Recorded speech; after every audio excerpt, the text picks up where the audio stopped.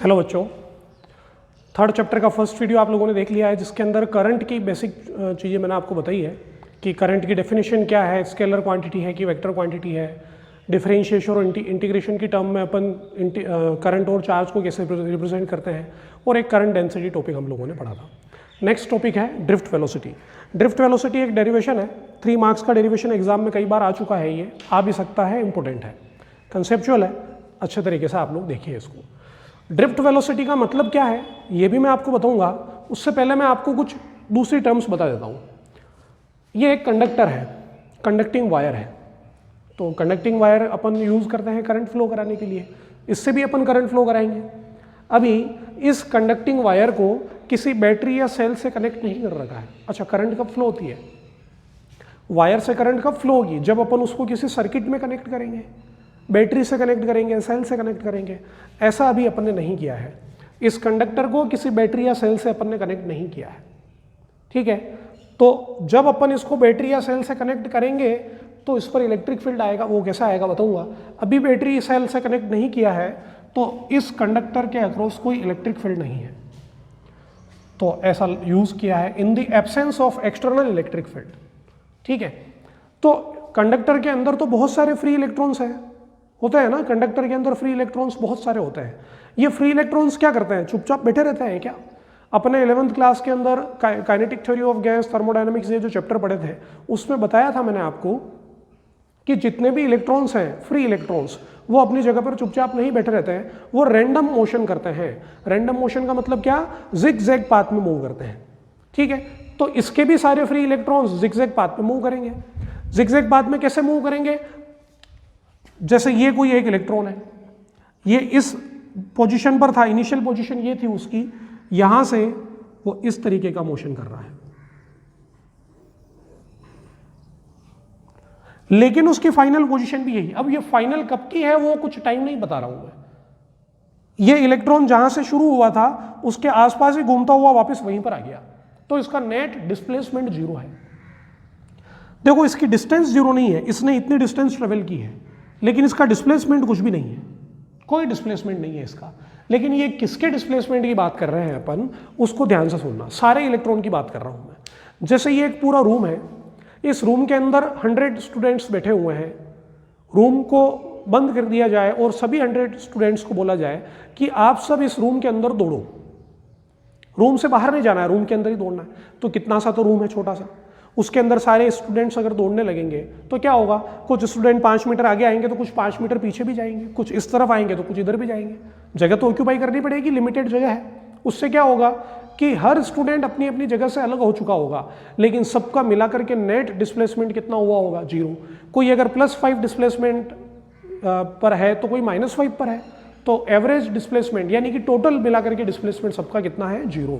इसी तरीके से यहाँ पर भी है, इलेक्ट्रॉन रैंडम मोशन कर रहे हैं, जिगजैग पाथ पर मोशन कर रहे हैं, लेकिन उनका कोई डिस्प्लेसमेंट नहीं है, सबका मिलाकर के कोई डिस्प्लेसमेंट नहीं है, ठीक है।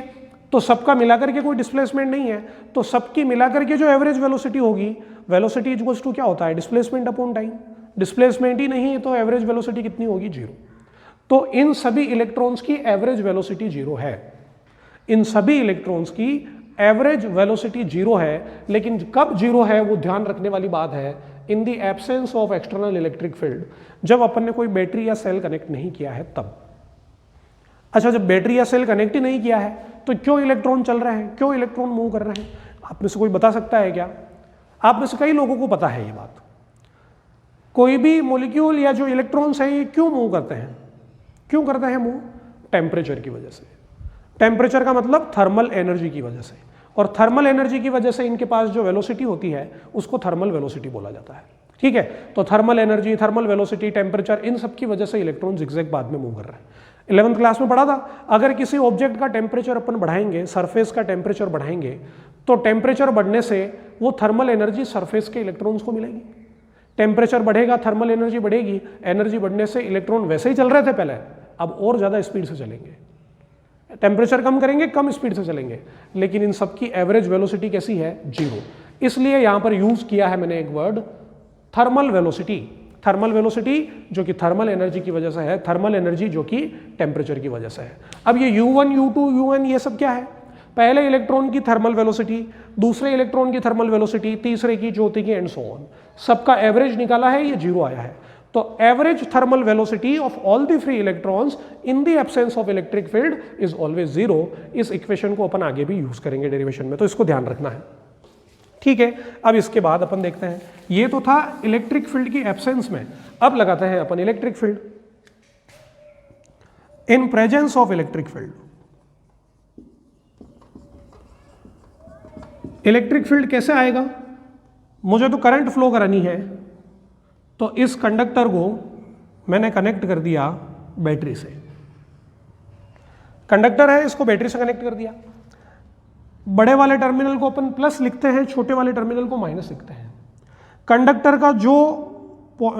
का जो टर्मिनल बैटरी के बड़े वाले टर्मिनल से जुड़ा है वो पॉजिटिव, और कंडक्टर का जो पार्ट बैटरी के नेगेटिव टर्मिनल से जुड़ा है वो नेगेटिव।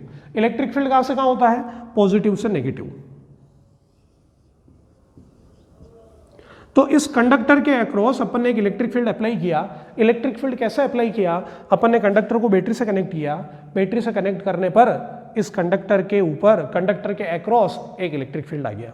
कंडक्टर के अंदर क्या है? इलेक्ट्रॉन्स, वो तो अभी भी है। तो इलेक्ट्रॉन पहले क्या कर रहे थे? रैंडम मोशन कर रहे थे, जिगजैग पाथ में मोशन कर रहे थे। अभी भी करेंगे क्या? बिल्कुल करेंगे। पहले कर रहे थे, अभी भी करेंगे। लेकिन अब कुछ डिफरेंट बात भी होगी। पहले इलेक्ट्रिक फील्ड नहीं था, अब इलेक्ट्रिक फील्ड है। क्या इलेक्ट्रिक फील्ड इसके रैंडम मोशन को थोड़ा बहुत अफेक्ट करेगा क्या? हाँ, इलेक्ट्रिक फील्ड इन इलेक्ट्रॉन्स के रैंडम मोशन को अफेक्ट करेगा। कैसे अफेक्ट करेगा? उसके लिए कुछ और बातें बताता हूं। पहले ये चीज देखो, आपकी बैटरी का पॉजिटिव नेगेटिव टर्मिनल क्या है। बैटरी का सिंबल होता है ये सेल का, इसके ऊपर प्लस लिखते हैं और इसके ऊपर माइनस लिखते हैं। तो ये कंफ्यूजन नहीं रखना है अपने को। इस टर्मिनल को पॉजिटिव टर्मिनल बोलते हैं, इस टर्मिनल को नेगेटिव टर्मिनल बोलते हैं। ऐसा बोलते हैं, लेकिन पॉजिटिव टर्मिनल का पोटेंशियल पॉजिटिव होता है और नेगेटिव टर्मिनल का पोटेंशियल नेगेटिव होता है। ऐसा जरूरी है क्या? बस यही बात अपने को समझनी है। ऐसा जरूरी नहीं है। इसका पोटेंशियल पॉजिटिव और इसका पोटेंशियल नेगेटिव, ऐसा जरूरी नहीं है। तो क्या जरूरी है? बड़े डंडे का मतलब क्या है, छोटे डंडे का मतलब क्या है, बड़े डंडे को प्लस क्यों लिखा, छोटे को माइनस क्यों लिखा, वो चीज समझो आप लोग। इस बड़े वाले टर्मिनल का मतलब है हायर पोटेंशियल, हायर पोटेंशियल। छोटे वाले डंडे का मतलब है लोअर पोटेंशियल। अब हायर पोटेंशियल को किसी साइन से रिप्रेजेंट करना था, लोअर पोटेंशियल को किसी साइन से रिप्रेजेंट करना था, तो प्लस माइनस से कर दिया। तो प्लस का मतलब ज्यादा, माइनस का मतलब कम। यहां पर यह मतलब है इसका।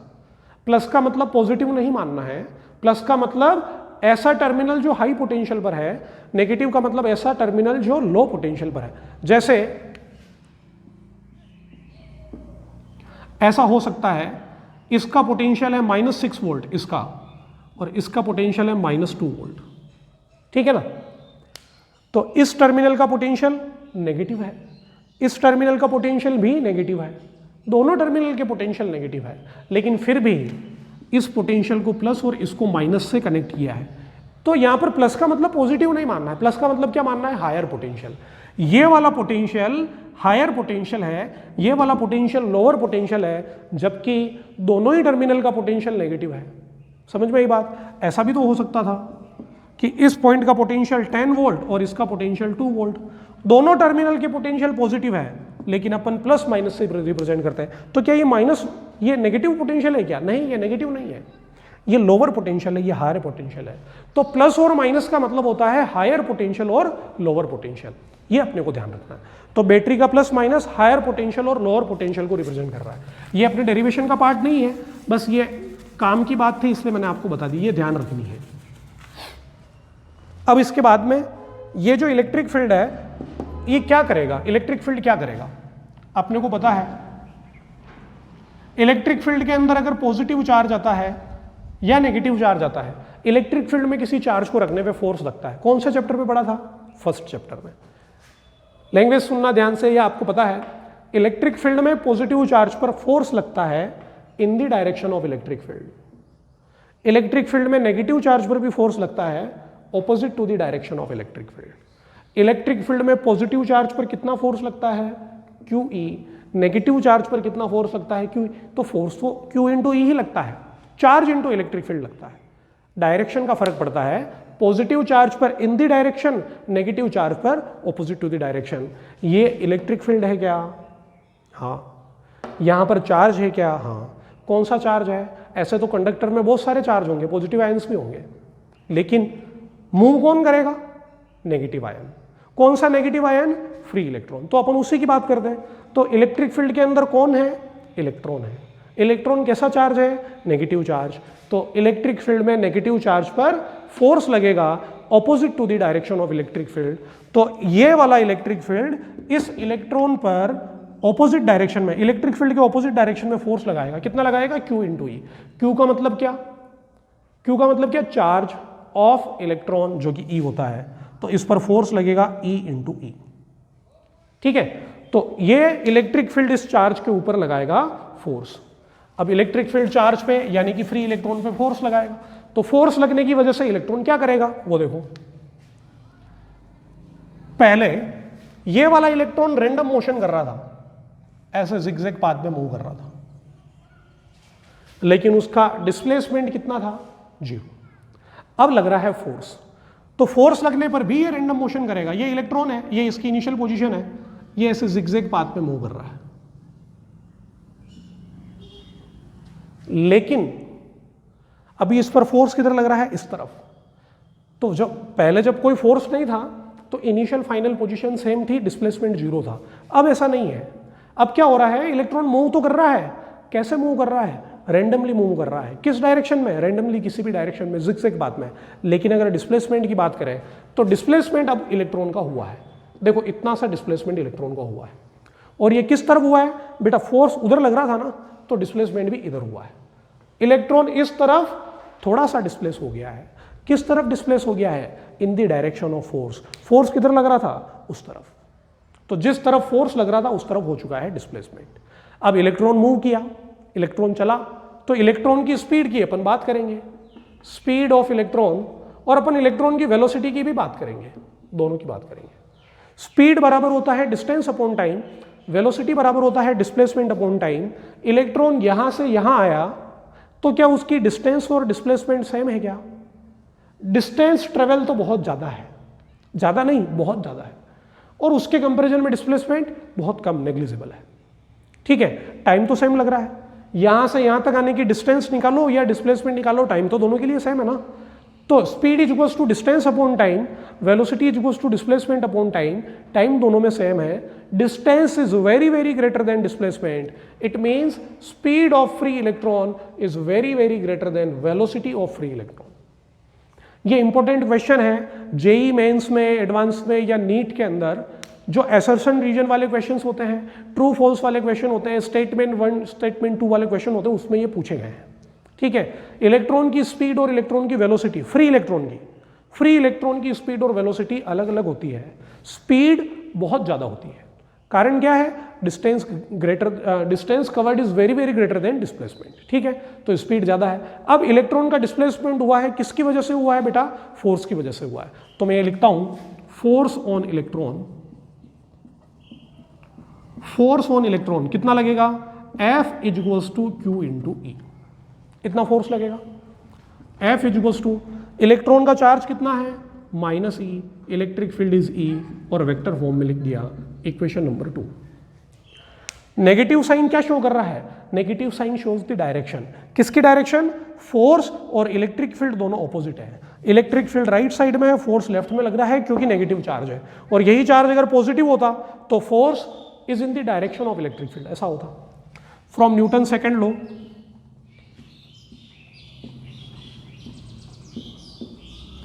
From Newton second law, F बराबर क्या होता है बेटा? ma। दोनों फोर्स को इक्वल करो, equation 2 is equals to equation 3, ma is equals to minus E into E, acceleration is equals to minus E into E divide by M.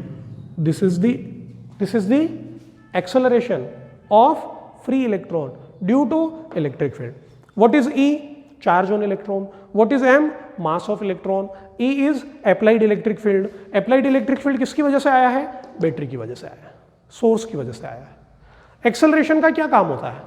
Acceleration की definition क्या होती है? Rate of change of velocity. Acceleration velocity change करेगा।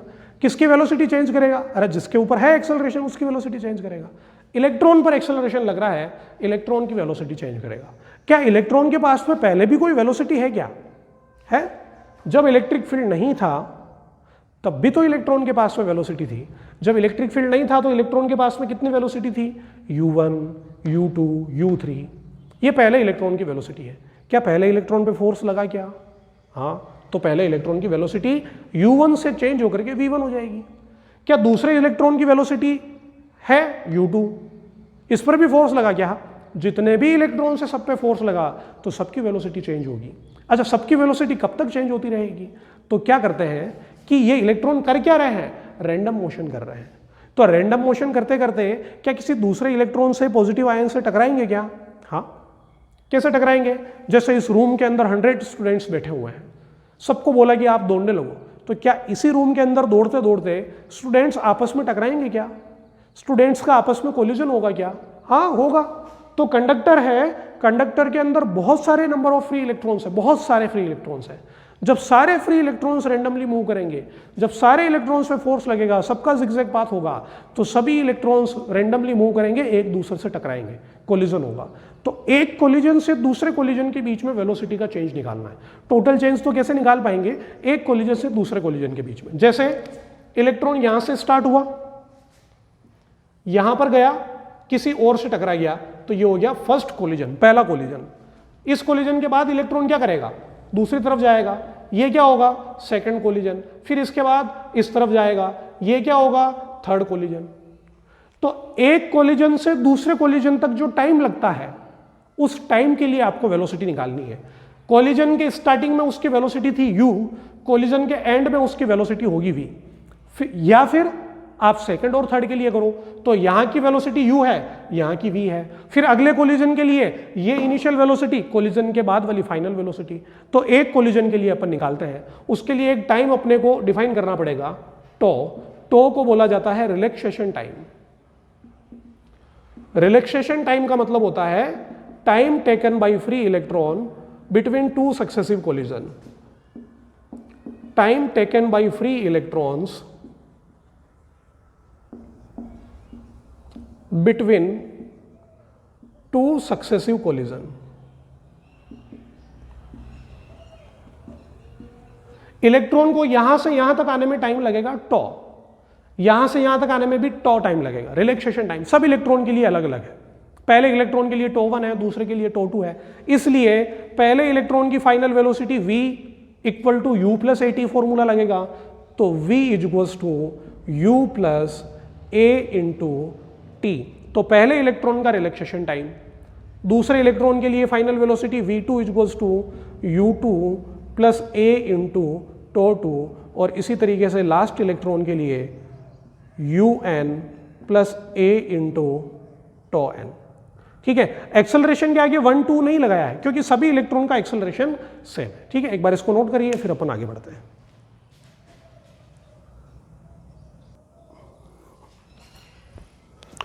अब इसके आगे average final velocity निकालते हैं। एवरेज फाइनल वेलोसिटी, फाइनल का मतलब क्या?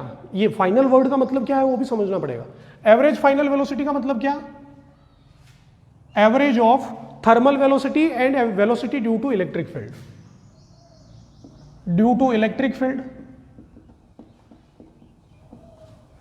एंड थर्मल वेलोसिटी, दोनों तरह की वेलोसिटी का एवरेज। इलेक्ट्रिक फील्ड लगाया तो वेलोसिटी चेंज हुई ना, और थर्मल वेलोसिटी तो पहले ही थी। इन दोनों का मिलाकर के एवरेज निकालेंगे तो v average is equals to v1 plus v2 up to vn divide by n।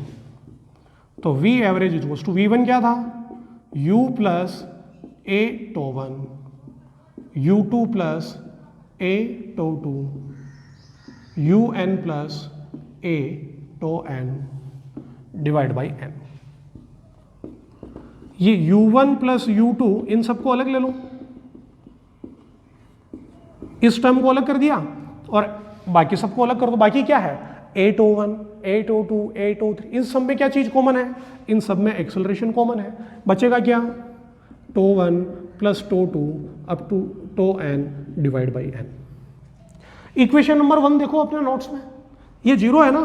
क्या है ये एवरेज थर्मल वेलोसिटी है in the absence of electric field. ये तो जीरो होता है, तो V average is equals to 0 plus A, और पहले इलेक्ट्रॉन का रिलैक्सेशन टाइम, दूसरे का, तीसरे का, और क्या कर दिया? एवरेज। तो सभी इलेक्ट्रॉन का एवरेज रिलैक्सेशन टाइम, सभी इलेक्ट्रॉन के लिए। एक्सेलरेशन की वैल्यू लिख दो इसमें। एक्सेलरेशन की वैल्यू क्या होती है? Minus E capital E tau by m। This average velocity is called drift velocity. This average velocity is called drift velocity। तो इसी को अपन ने Vd बोल दिया। This average velocity is drift velocity। तो Vd equals to minus E capital E tau by m। ये तो vector form में, और केवल अगर मैग्नीट्यूड लिखना हो तो E टो बाई m। ये केवल मैग्नीट्यूड हो गया। अब इसमें स्मॉल e का मतलब क्या होता है बेटा? चार्ज ऑफ इलेक्ट्रॉन कांस्टेंट है। कैपिटल m का मतलब, सॉरी, स्मॉल m का मतलब मास ऑफ इलेक्ट्रॉन, ये भी कांस्टेंट है। e का मतलब है इलेक्ट्रिक फील्ड, ये किसके ऊपर डिपेंड करेगा? बैटरी के ऊपर। एक बार आपने अगर कांस्टेंट वोल्टेज की बैटरी लगा दी तो e भी कांस्टेंट हो गया। और टो का मतलब होता है रिलैक्सेशन टाइम, एक कोलिजन से दूसरे कोलिजन के बीच का टाइम। ये डिपेंड करेगा टेम्परेचर पे। किस पे डिपेंड करेगा? ये टेम्परेचर पे। क्योंकि अगर टेम्परेचर बढ़ेगा, टेम्परेचर अगर बढ़ा तो इलेक्ट्रॉन को एक जगह से दूसरी जगह तक जाना है। टेम्परेचर अगर बढ़ेगा तो इलेक्ट्रॉन की स्पीड बढ़ेगी, स्पीड बढ़ेगी तो इलेक्ट्रॉन यहां पर जल्दी पहुंच जाएगा, जल्दी पहुंच जाएगा तो टाइम कम लगेगा, टाइम कम लगेगा तो ड्रिफ्ट वेलोसिटी कम हो जाएगी। तो टेम्परेचर बढ़ने पे रिलैक्सेशन टाइम कम होता है और ड्रिफ्ट वेलोसिटी भी कम होती है। लेकिन अगर टेम्परेचर को भी कांस्टेंट कर दिया जाएगा तो ड्रिफ्ट वेलोसिटी कांस्टेंट होगी। अब मैं बताता हूं कि ड्रिफ्ट वेलोसिटी क्या है। What is drift velocity? Drift velocity is the velocity of free electron in conductor during flow of current. जब किसी कंडक्टर में करंट फ्लो होती है तो करंट किसकी वजह से फ्लो होती है? फ्री इलेक्ट्रॉन के फ्लो होने की वजह से। तो फ्री इलेक्ट्रॉन जिस वेलोसिटी से चलते हैं कंडक्टर में, उसी वेलोसिटी को ड्रिफ्ट वेलोसिटी बोला जाता है। कहां से आती है ये? थर्मल वेलोसिटी का एवरेज और इलेक्ट्रिक फील्ड की वेलोसिटी का एवरेज। इलेक्ट्रिक फील्ड कहां से आता है? बैटरी के लगने से। This is the important derivation, इसको आप नोट करिए।